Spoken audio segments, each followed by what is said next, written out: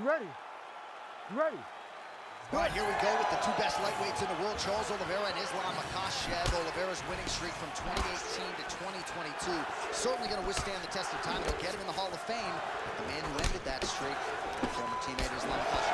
Yeah, Islam Makhachev is one of the best fighters that I have had the ability to train with. He works so hard. He's so committed to being the best in the world. And on that night, he showed that. He beat a Charles Olivera who seems to be at the very top of his game.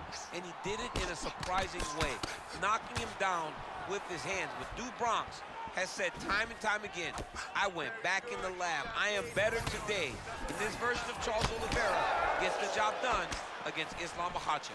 Nice job by the fighter here to continue to block the shots coming his way. You think he's trying to sort of fatigue his opponent here a little bit? He's kind of watching and seeing everything that's happening in front of him. Later, you'll see him start to throw counters after blocking shots.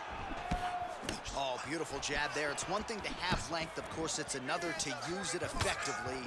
Beautiful job with that jab. Makhachev's nose is bleeding now. Yes, looks as though he got cut by one of those offerings from his opponent. We have crossed the midpoint here in our opening round. Lands a big elbow there. So just over 20 total strikes have already landed for Charles Olivera.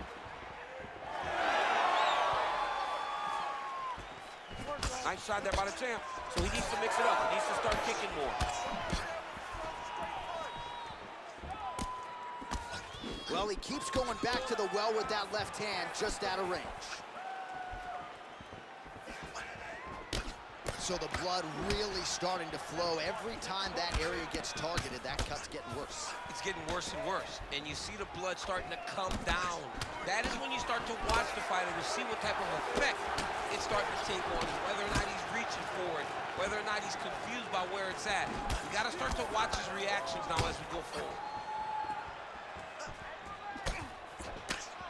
Oh, you land, I land, is that what we're doing here? Well, he continues to... DC,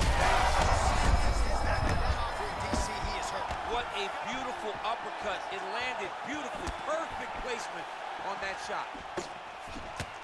Big uppercut. Big right hand. All right, so he's landed a few seminal uppercuts already, DC. Got to think he goes back to it. I am almost certain he's going to go and try to find another one of those. But expect him to really set down to try to make one. He's hurt bad. Stop. Start. All right, perhaps mercifully, that is the end of the... All right, I'm being told we've got some replays from the previous round, and it appears as though the cut on the bridge of the nose is getting worse by the minute. It's getting worse. You ready to fight? Ready. All right, second round underway.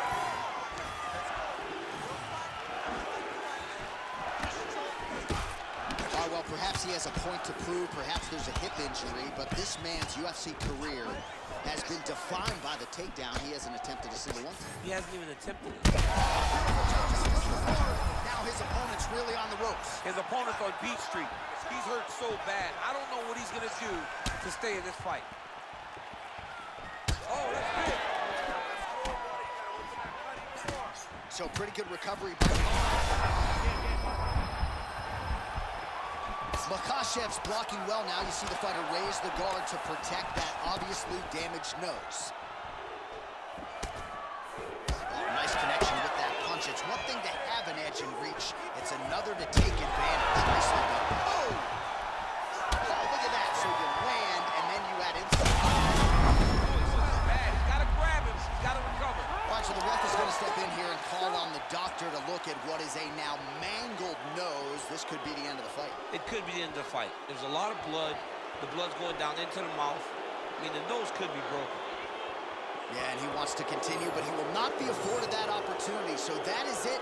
Fans don't like it, but the doctor has to protect the fighters. The venerable Bruce Buffer has your official decision.